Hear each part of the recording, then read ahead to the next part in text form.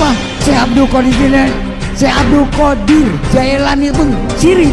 Kenapa sirik? Ini loh, saya sekarang kamu diviralkan. sampai Alhamdulillah, terima kasih mengatakan atas hijab kebaikan Ghazali, kamu. hijab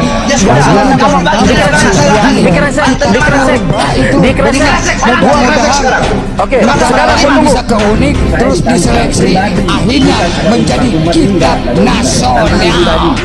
Saya pantang, saya nggak pernah cari musuh. Musuh datang haram saya lari. Bagaimana tuh musuh saya?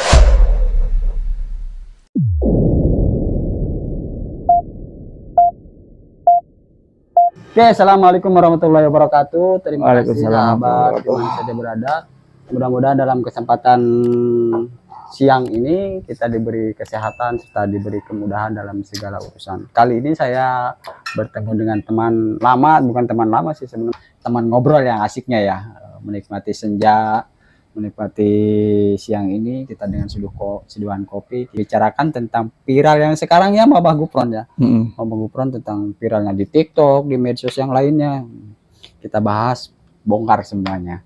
Ya, kita ngobrol hari ini, ngobrol aja kali ya, ngobrol santai aja lah. Hal viral. Ya, nama saya Asmaryadi sih, Asmaryadi. Memang kita udah lama ya, teman sahabat lama, dulur, saudara. Gitu. Kita akan membahas hal-hal yang viral sekarang-sekarang ini. Tadi salah satunya yaitu ada kontroversi Mama Gufron, ya. Apalagi tadi kontroversi tesis Kimad, ya betul ya. Ya. Permasalahan sebenarnya Mama Gufron itu sih siapa sih? Mama Gufron itu ya seperti ulama besar yang dia sendiri punya pesantren yang dinamakan pesantren unik namanya. Pesantren apa itu? Pesantren unik, namanya pesantren unik. Oh, namanya unik. Ya, namanya unik. Di daerah Jawa. Dia juga pernah bilang, di Jawa. dia juga bilang dia keturunan Syekh Nawawi, Al-Bantani, itu.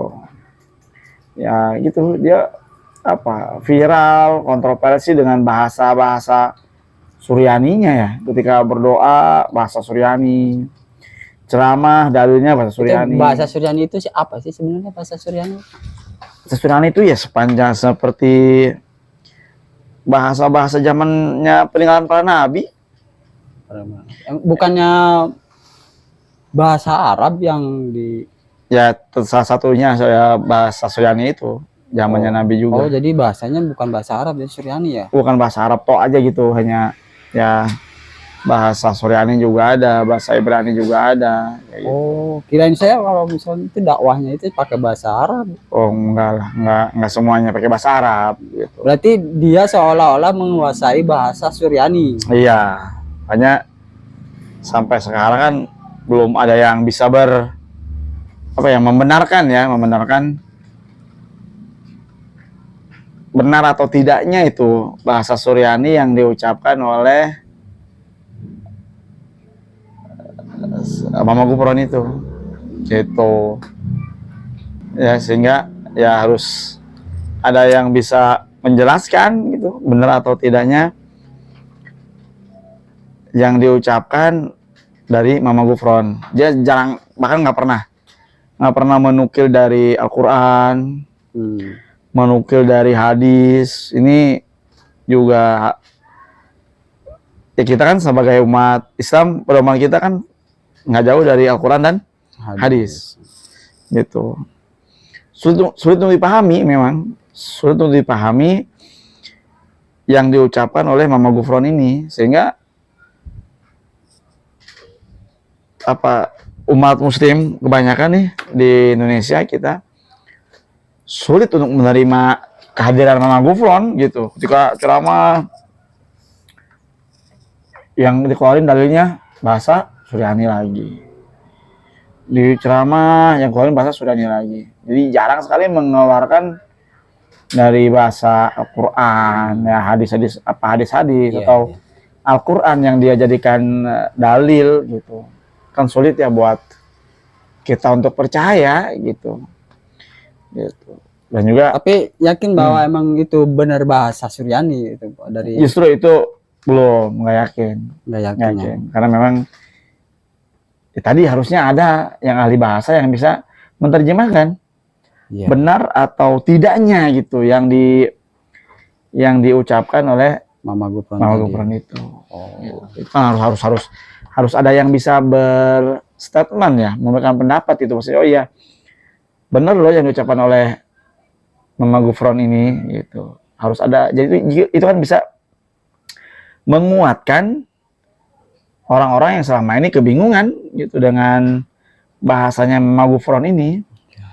Dan sulit untuk dipercaya buat kita ya orang Islam ya.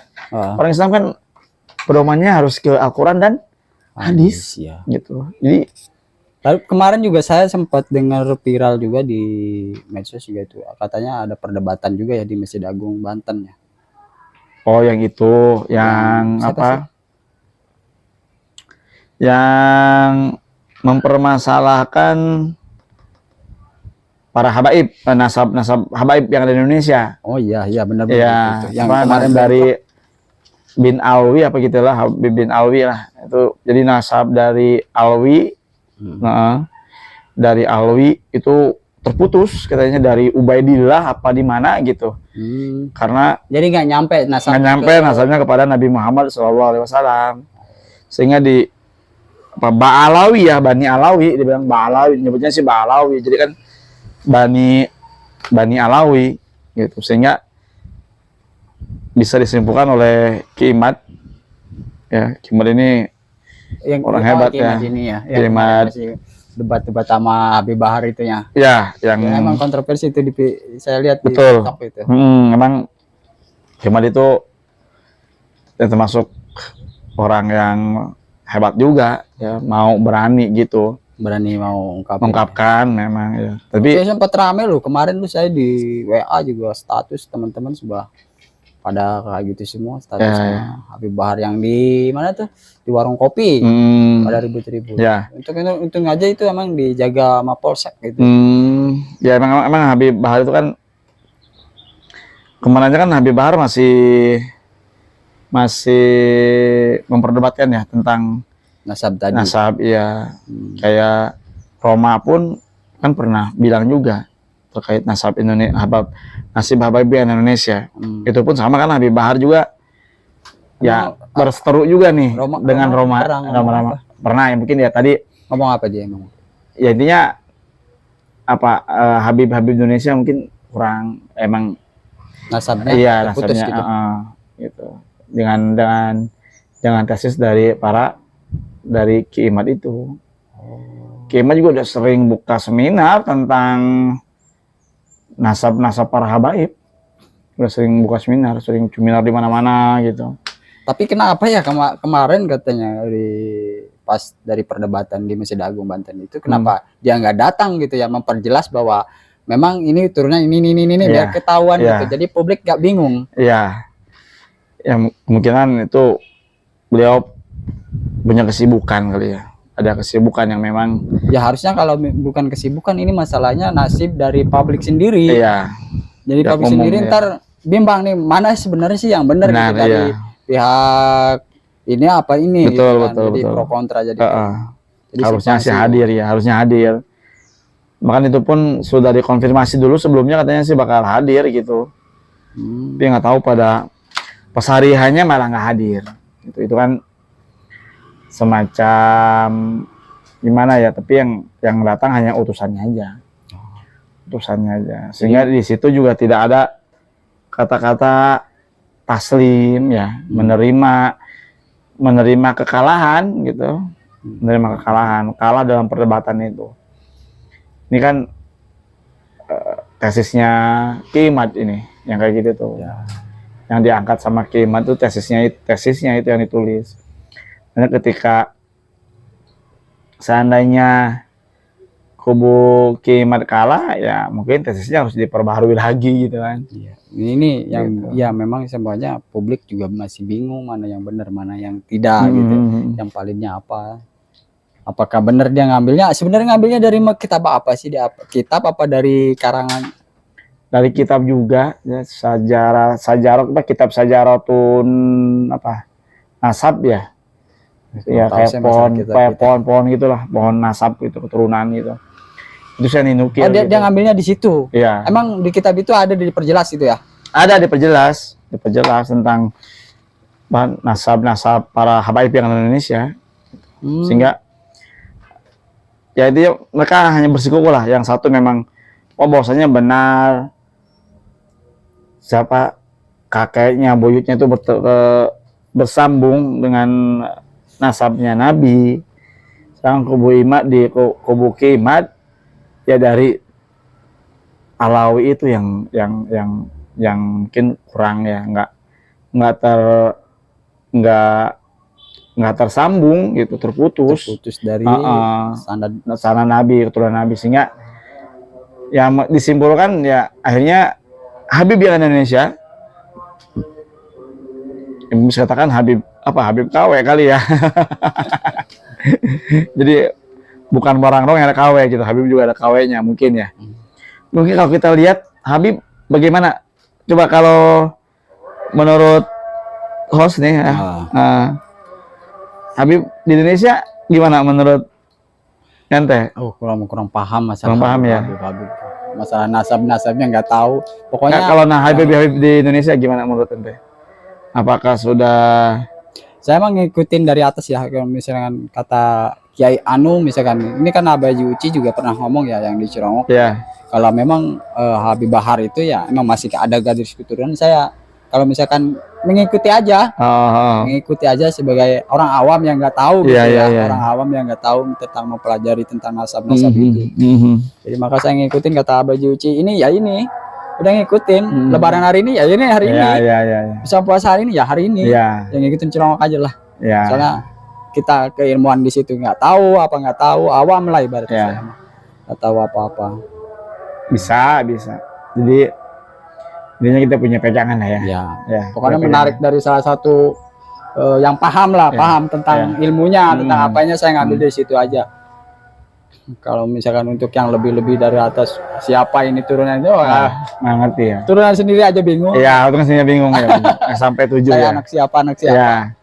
Mana anak saya? Tapi memang siapa? Habib di Indonesia luar biasa ya. Ada yang menyebarkan agama Islam dengan benar gitu ya. Ya emang unik sih cara-cara dakwah mereka. Emang ada yang secara brutal atau secara dakwah yang keras gitu ya. Benar-benar keras, terus ada yang dakwah lemah lembut apa gitu. Mungkin katanya sih kalau kata garis keturunan ya emang kayak kalau misalkan yang keras-keras itu dari turunan Ali bin Abi Thalib di sini gitu. Jadi orangnya keras-keras, katanya kalau lemah lembut itu umurnya gini sih gitu. Katanya, tapi saya kurang tahu juga. Tapi memang udah bagus sih ya, kayak Habib Rizik gitu ya. Cuman luar biasa. Asyidu alal kufar waruhama ubainahum gitu ya. Keras terhadap orang-orang kafir dan saling menyayangi dengan orang-orang sama muslim gitu. Jadi tadi memang harus agak keras ya terhadap orang-orang kafir. Tapi mungkin kalau sekarang dibalik ya konsepnya, kebanyakan gitu. Dibaliknya gimana? Ya keras terhadap orang muslim. Gitu, saling menyayangi terhadap orang kafir. Nah, ini udah mulai terlihat gitu. Urusan kayak gini masalah agama ribet. Saya memang bingung karena kadang mikir agama itu kalau misalkan ada kayak model-model apa sih namanya sih, ormas ya. Jadi bukan yang bergabung gitu, malah ada saling pecah malah menurut saya sih. Ini ormas ya kayak gini gitu. Kalau kita lihat ormas, gimana? Ya, ormas itu semua memiliki kepentingan pribadi. Ormas. Menurut Anda ya. Itu sih, ini teman-teman mungkin subjektif ini menurut pandangan Anda ya. Benar. Gitu. Ya semuanya juga memiliki kepentingan pribadi masing-masing. Dari mana Anda bisa kayak iya gitu? Jelas lah, semuanya memiliki kepentingan pribadi masing-masing. Karena ketika saya udah mengikuti bermacam seleksi seleksi gitu, itu ternyata semuanya dihuni oleh kader-kader organisasi, semuanya, hampir semuanya. Contoh misalkan pengalaman kemarin daftar jadi penyelenggara pemilu misalkan, Ya. itu semuanya hampir mayoritas dihuni oleh para kader-kader Oh, berarti organisasi. ada politik juga di situ ya? Maksudnya Ada politik juga, ada muatan politiknya gitu. Kira-kira oh, siapa nanti yang bisa memuluskan gitu kan, memuluskan jalannya seorang Ya. gitu. Jadi memang ya pada dasarnya ormas juga memiliki kepentingan sih, memiliki kepentingan setiap kompetisi mencari momen gitu. Mana pasangan yang bisa mengakomodir kepentingan mereka sih. Mulanya sih begitu ya, sepengetahuan aneh. Jadi berarti dalam satu tadi ente ya, tadi misalnya pemilih penyelenggara, dan dalam satu penyelenggara itu ada beberapa misalkan pasangan calon ya, bukan cuma satu pasangan berarti. Iya, otomatis. Berarti Calon. oh, berarti misalkan ada 3 calon nih, pasangan, berarti tiga-tiganya juga ada bertumpuk di situ. Bisa ada salah satu orangnya. Salah satu orangnya misalkan ada 3 orang gitu. Ya udah, ini satu orang ini pegangannya siapa? Ya. Nah, satu orang lagi nih pegangannya siapa? Satu orang lagi pegangannya siapa? Tapi Jadi udah menitipkan orang-orangnya di pos-pos tertentu gitu. oh, jadi untuk mempermudah juga ya. Iya, Masuk jadi ke ya dalam- semuanya memiliki kepentingan pribadi. Oh, Sama seperti mendukung misalkan. Sama lah. Ada kepentingan pribadi juga, ada perjanjian politik gitu. Kira-kira kalau salah satu ormas tersebut mendukung ke salah satu pasangan, ya. ya yang mana yang bisa mengakomodir sih gitu.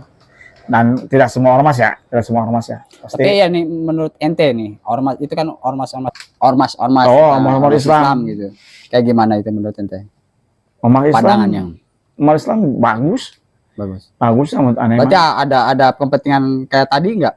Kayak punya ada relasi, ada kepentingan pribadi atau apa? Ada lah pastinya sih. Berarti ya, Ada setiap organisasi berarti mempunyai kepentingan masing-masing. pribadi Iya. masing-masing. Iya. Oh gitu ya. Yang aneh pahami begitu ya. Siap. Jadi nggak semata-merta, makanya terkadang dukungan itu bisa berpindah kapan saja. Siap. Gitu. Dukungan itu bisa berpindah kapan saja ketika kepentingan ormas tersebut tidak diakomodir. Siap. Gitu. Jadi gitulah ngobrol-ngobrol sampai kita hari ini ya. Ya. Mudah-mudahan bermanfaat lah ini ya. Terima Ya. kasih ya Kang sudah datang. Ya, mudah-mudahan ini bisa sumber bisa jadi nambah pengetahuan apa gitu ya. Inspirasi. Gitu, Kalau inspirasi misalkan juga. ada kesalahan dari pihak Betul. minta Ya, dipermaafkan. kita mah hanya ngobrol santai aja ya. Ya, ngobrol santai. Menikmati sore ini. Ya, sampai senja lah gitu ya. Ya. Mudah-mudahan Oke, bisa dari itu, bermanfaat terima lah. kasih ya untuk flashback untuk semuanya telah bergabung menyaksikan dari awal sampai akhir. Jangan lupa untuk saling subrek, like, dan komen di video kami. Dan kami akan melanjutkan tentang ngobrol-ngobrol kami mungkin dengan narasumber yang lain. Iya. Nah, oke. Terima kasih, dan dari saya serta sahabat saya mengucapkan Assalamualaikum warahmatullahi Wabarakatuh.